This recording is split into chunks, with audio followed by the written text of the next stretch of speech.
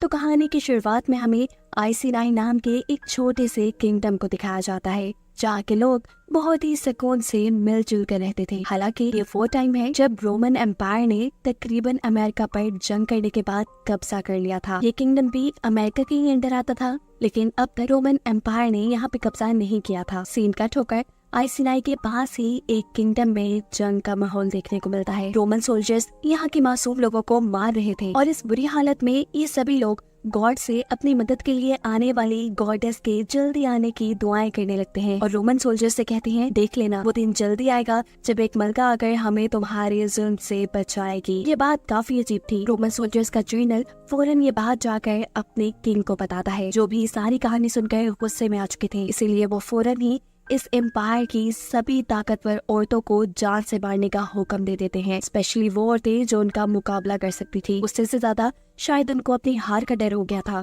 खैर दूसरी तरफ आइसिनाई के जर्नल भी उनके किंगडम के लिए बुरी खबर लाए थे, जो ये थी कि रोमन एम्पायर अपना एक नया जर्नल यहाँ भेज रहे हैं। जरूर वो इनके साथ कोई भलाई तो नहीं करेगा, इन्हें अब किसी भी मुश्किल घड़ी के लिए तैयार रहना होगा। इस वक्त किंग की वाइफ बुटिका अपनी बेटियों के साथ बाजार जाने के लिए निकली थी। रास्ते में उनकी नजर दरख्त पे लटकी हुई लाशों पर पड़ती है। बुटिका की बेटियां घबरा जाती हैं, तो बुटिका उनसे कहती है, डरो नहीं, जरूर ये वो लोग होंगे जिन्होंने कोई बुरा काम किया होगा। तब बुटिका की बात काटकर बुटिका की मेड उससे कहती है, नहीं नहीं, इनका कसूर सिर्फ इतना है कि ये क्रिश्चियंस हैं, क्योंकि रोमन्स क्रिश्चियंस को पसंद नहीं करते, इसीलिए उन्होंने इन्हें मरवा दिया। खैर ये लोग चलते चलते बाजार आ जाते हैं, जहाँ दूसरे कबीले के आए लोग जैसे ही बुटिका को देखते हैं तो एकदम से वो सभी उसके सामने झुक गए। वो उसे गॉडेस बुटिका कह रहे थे। बुटिका शौक खड़ी थी, वो समझ नहीं पाई थी कि आखिर ये हो क्या रहा है। ये सब पास खड़ा एक रोमन सोल्जर भी देख लेता है। बुटिका को एक पावरफुल औरत मानकर वो अपने किंग के हुक्म पर जैसे ही उसे मारने के लिए आगे बढ़ता है, उसके साथ जबरदस्ती कहता है, तो वो लड़की जो सबसे पहले बुटिका के सामने झुकी थी जल्दी से अपनी तलवार निकालकर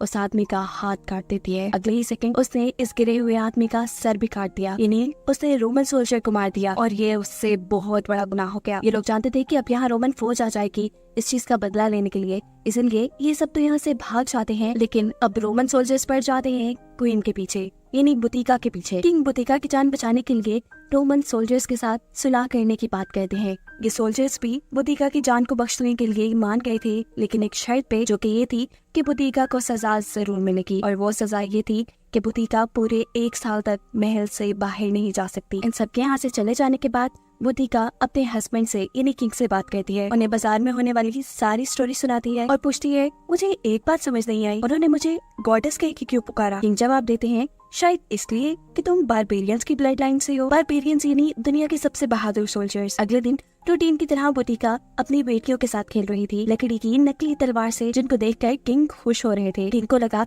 कि शायद बुटिका को तलवार चलाना नहीं आता।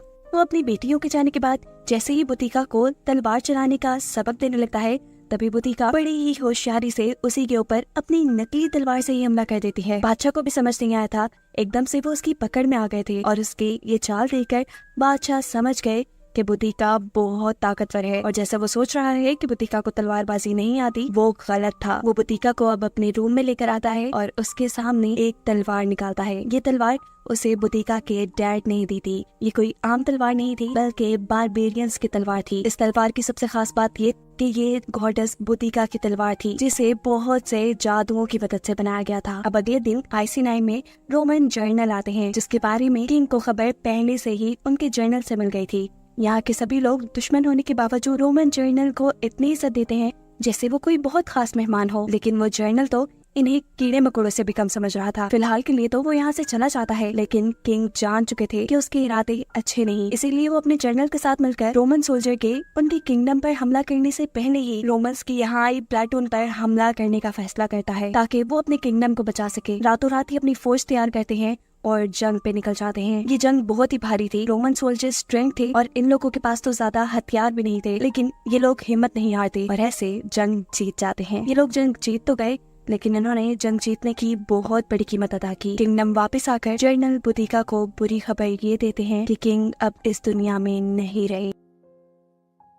ये खबर बुटिका को बुरी तरह तोड़ चुकी थी। इतना बड़ा सदमा, अब इस किंगडम को संभालने वाला भी कोई नहीं रहा था। इसीलिए बुटिका अपने आप को मजबूत बनाती है और अपने किंगडम की सभी जिम्मेदारियां संभाल लेती है। उसके किंगडम पर हुकूमत करने की खबर जैसे ही रोमन लोगों को पता चलती है तो जर्नल अगले ही दिन उसके पास पहुंच जाते हैं। इन्हें बताया जाता है कि रोमन्स की सरबराही में कोई भी औरत हुकूमत नहीं कर सकती किसी भी किंगडम पर, और बुतिका ने ये काम करके बहुत बड़ा जुर्म कर दिया था, जिसकी सजा के बदले अब उसकी सारी सल्तनत रोमन्स की हो चुकी थी। सिर्फ यही नहीं, बुतिका को इससे भी सख्त सजा दी जाती है। उसके किंगडम के, उसकी सल्तनत के सभी लोगों के सामने उसके शाही कपड़े उतार कर रोमन सोल्जर उसे दरख्त से लटका कर कोड़े मारना शुरू कर देते हैं। और यहाँ खड़ा हुआ कोई भी अपनी मलका के लिए, अपनी बुतिका के लिए कुछ नहीं कर पाता। बुतिका बुरी तरह जख्मी होकर बेहोश हो चुकी थी, रात भी हो चुकी थी, और हम देखते हैं कि आइसिनाई के अंदर बैठे हुए रोमन्स पर अचानक कोई हमला कर देता है।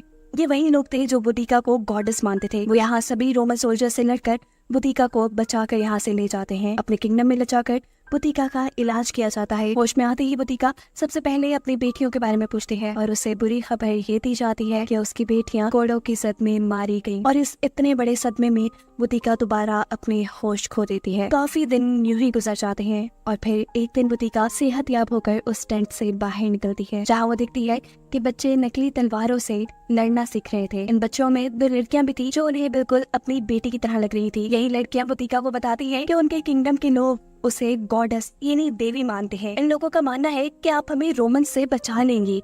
बुतिका, जिसके अपने प्यारों को रोमन्स ने मार दिया था, जिसकी सल्तनत रोमन्स ने ले ली थी, वो खुद भी रोमन्स से बदला लेने के लिए तैयार हो जाती है और खुद ही से प्रैक्टिस करना शुरू कर देती है। कहीं न कहीं उसे भी लगता था कि वो रोमन्स से लड़ जाएगी। उसे ट्रेनिंग करता देखकर यहाँ के लोग उसे उसकी वही तलवार देते हैं जो कुछ टाइम पहले ही किंग ने उसे दी थी। बुतिका इस तलवार को देख ही रही थी कि यहाँ पर एक दूसरे किंगडम का जर्नल आता है जिसका नाम है वुल्फगार्ड। वुल्फगार्ड के भी किंगडम पर रोमन्स ने हमला कर दिया था। वो भी रोमन्स से जंग करना चाहता था, इसीलिए ये सब किंगडम वाले आपस में मिल रहे थे ताकि एक बड़ी फौज बनाकर आराम से रोमन्स को हरा सके। ये आदमी जब बुतिका को अपने लीडर के रूप में देखता है तो उसकी बेइज्जती करना शुरू कर देता है और बाकी लोगों से कहता है, मैं एक लड़की के पीछे नहीं लड़ूंगा, वो भी ऐसी लड़की जिसे खुद लड़ना ना आता हो। वो यहाँ बुतिका के हाथ से उसकी तलवार लेकर उसका मजाक उड़ाता है और पीछे उसे नदी में फेंक देता है। अपनी तलवार को नदी में गिरता देखते ही बुतिका जल्दी से पानी के अंदर जंप कर देती है। उसे तैरना नहीं आता था। काफी देर तक वो पानी से बाहर भी नहीं आई। यहाँ के लोगों को लगने लगा कि वो मर गई होगी, लेकिन तभी अचानक बुतिका अपनी तलवार लिए यहाँ वापस आ जाती है और उसकी हिम्मत और बहादुरी को देखते हुए वुल्फगार्ड, जो पहले उसकी बेइज्जती कर रहा था, वो भी उससे इम्प्रेस हो जाता है और उसके साथ काम करने को भी मान जाता है। सभी लोग अब उसके एहतराम में उसके सामने झुक जाते हैं। रात होती है और हम देखते हैं कि सभी लोग मिलकर बुतिका के साथ एक रस्म कर रहे हैं, जिस रस्म में बुतिका को इन सब ने अपनी गॉडेस मान लिया था। और बुतिका यहाँ इन सब लोगों के सामने एक कसम खाती है कि वो अपनी जमीन को, अपनी सल्तनत को रोमन्स से वापस लेने की। बुतिका को खबर मिलती है कि अगले 2 दिन में उनकी इस किंगडम से रोमन्स की बहुत बड़ी प्लाटून निकलेगी, यानी उनके फौजियों का ग्रुप। बुतिका उन फौजियों पर हमला करने का फैसला करती है, लेकिन वुल्फगार्ड बुतिका का साथ देने से इनकार कर देता है क्योंकि वो जानता था कि वो सोल्जर्स बहुत बड़ी तादाद में होंगे, उनके हारने के चांसेस ज्यादा हैं।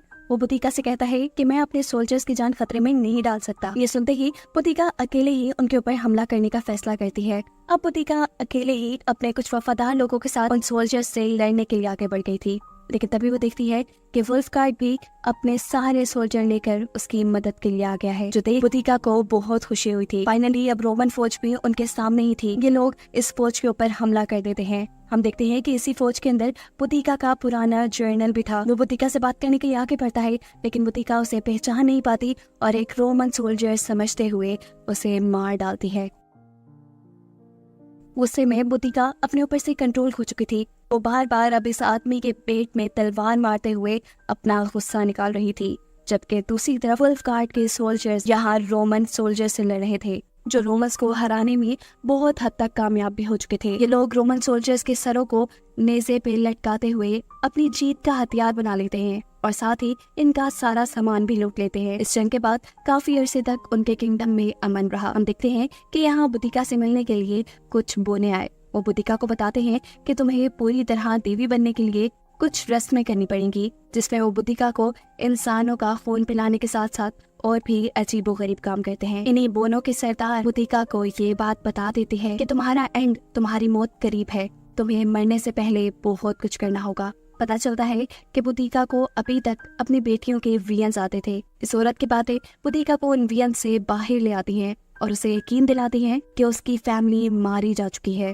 और इस रियलाइजेशन के बाद बुतिका बहुत ही ज्यादा बीमार पड़ चुकी थी, पर बुतिका को अभी हिम्मत नहीं हारनी थी। वो ऐसे बीमार होकर पड़ी नहीं रह सकती थी। उसकी जिंदगी का एक मकसद था, उसे रोमन से लड़ना था। इसीलिए वो अपनी एक बहुत बड़ी फौज तैयार करती है और कमीलियो नाम के एक शहर पर हमला कर देती है, जहाँ के आम मासूम शहरियों को तो रोमन्स ने मार डाला था और अब उस शहर में सिर्फ रोमन सोल्जर्स रहा करते थे। बुतिका के किए गए इस हमले में बहुत से रोमन सोल्जर्स मारे जाते हैं, जिसके बाद बुतिका इस शहर को आग लगा देती है। बुतिका की इस जीत की खुशी में अगले सुबह बुतिका के सभी सोल्जर्स अपने मुंह पे वैसा निशान बनाते हैं जैसा बुतिका के मुंह पे बना था। हालांकि वो ये बात नहीं जानते थे कि उसके मुंह पे बना हुआ निशान गुलामी का निशान है, जिन्हें रोमन्स ने ही बनाया था। बुतिका जब इनसे पूछती है कि तुम जानते हो कि इस निशान का मतलब क्या है, तब सोल्जर्स उससे कहते हैं कि हम इतने पढ़े लिखे तो नहीं, लेकिन हाँ हमें इतना पता है कि ये निशान बनाकर हम आपकी पहचान को अपना बना रही है। बुतिका ये सब सुनने के बाद अपने आप को काफी ताकतवर महसूस कर रही थी। वो अगला हमला लंदन में करने का फैसला करती है, जहाँ पे सबसे ज्यादा रोमन सोल्जर्स थे। ये लोग अपनी बहुत बड़ी सी फौज बनाते हैं और लंदन के ऊपर भी हमला कर देते हैं। यहाँ पर भी बुतिका के सोल्जर्स ने हिम्मत दिखाई थी। उन्होंने बहुत से रोमन सोल्जर्स को मार डाला था और ये जंग भी जीतती थी। इन सभी हमलों के बाद रोमन्स की ताकतें यहाँ कम होती जा रही थी, यहाँ तक कि अब रोम के लोगों को अपनी जानों का भी खतरा पड़ गया था। इसीलिए रोम के लोग अपने ही बादशाह के खिलाफ धरने देना शुरू कर देते हैं। वो बिल्डिंग चला देते हैं और यहाँ तबाही का एक नया मंजर बन जाता है। इस सारी अफरा तफरी में अब रोम के जनरल रोम के राजा के पास आते हैं उनसे पूछने के लिए कि आगे क्या करना है, क्या जंग का ऐलान किया जाएगा, वो लोग जंग कैसे करेंगे। लेकिन इन सब बातों के जवाब में बादशाह कहते हैं, मुझे क्या पता, मैं एक वॉरियर थोड़ी हूँ जो मुझे पता हो कि जंग कैसे होगी। मैं तो एक म्यूजिशियन हूँ, मुझे सिर्फ गाना बजाना आता है और ये सारी चीजें मैं हैंडल नहीं कर सकता। ये कहते ही वो अपने हाथ की फेल्स काट लेता है, यानी उसने अपनी जान दे दी थी। बादशाह के मरने की खबर बर्तानिया तक पहुंच चुकी थी। वुल्फगार्ड यानी बुतिका का जनरल ये बात जानता था कि अथॉरिटीज अब चुप तो नहीं बैठेंगी, वो जरूर बदला लेने के लिए आएंगी। इसीलिए वो बुतिका से कहता है कि हमें कुछ अर्सा के लिए गायब हो जाना चाहिए और फिर थोड़ी ही अरसे बाद हम और भी बड़ी फौज बनाकर दोबारा हमला करने के लिए निकलेंगे। लेकिन बुतिका अब कदम रोकना नहीं चाहती अपने, वो बस रोमन्स को खत्म करना चाहती है, चाहे उसे इसकी कोई भी कीमत अदा करनी पड़ी। जवाब में वुल्फगार्ड कहता है कि मैं अपने सोल्जर्स की जान बार बार खतरे में नहीं डाल सकता। अगर अब जंग आपको करनी है तो आपको अकेले जाना पड़ेगा। बुतिका का फैसला अटल था। वो सिर्फ एक ही कबीले के लोगों को लेकर जंग पे निकल जाती है। लेकिन इस मर्तबा रोमन्स भी जंग की पूरी तैयारी के साथ आए थे। इस मर्तबा उनसे लड़ना आसान नहीं हो रहा था। बुतिका की फौज मारी जा रही थी। रोमन्स अपने बिछाए हुए एक जाल के जरिए पहले ही बुतिका के बहुत से सोल्जर्स को मार देते हैं। बुतिका की फौज और ताकत कम हो जाती है, जिसके बाद ये रोमन्स उसके ऊपर हावी होने लगे थे। इस टाइम उसके ऊपर भी एक रोमन सोल्जर हमला करता है और वो नीचे गिर जाती है। वो बहुत तकलीफ में थी, लेकिन लाचार होकर वो मरना नहीं चाहती थी। हिम्मत करके वो दोबारा उठती है। उसे लड़ना था तब तक जब तक उसके जिस्म में आखिरी सांस थी। ये लोग हार के बिल्कुल करीब ही थे कि तभी उसे पीछे से वुल्फगार्ड की आवाज आती है, जो यहाँ अपने साथियों को लिए बुतिका की मदद को आ चुका था। यहाँ जंग दोबारा से शुरू हो जाती है, जिसमें अब बुतिका के लोग जंग जीतने की तरफ जा रहे थे। लड़ते लड़ते बुतिका को उसकी बेटियों के बियन आते हैं, जो उससे कह रही थी कि आप जो भी कर लें, एंड पे आपको मरना ही है। उसके वियंस उसका ध्यान लड़ाई से भटका देते हैं और ऐसे में उसे एक तीर लग जाता है। बुतिका को गिरता देखकर रोमन सोल्जर्स के लिए तो जैसे ये गोल्डन मौका था। वो सारे एक साथ मिलकर जोर जोर से तलवारें बुतिका के जिस्म में स्टैब करते हुए उसे जान से ही मार डालते हैं। बुतिका मर चुकी थी और उसे मरने से पहले सिर्फ अपनी फैमिली के साथ बिताए अच्छे लम्हों के वियंस आए थे। जंग बुतिका जीती या नहीं ये तो नहीं बताया गया, लेकिन कहानी के पोस्ट क्रेडिट सीन में हमें बताया जाता है कि बुतिका की ये कहानी असल थी। आज भी बुतिका और बुतिका की बेटियों का स्टैचू लंदन में लगा है, जिसको दिखाते हुए ये मूवी यहाँ एंड हो जाती है।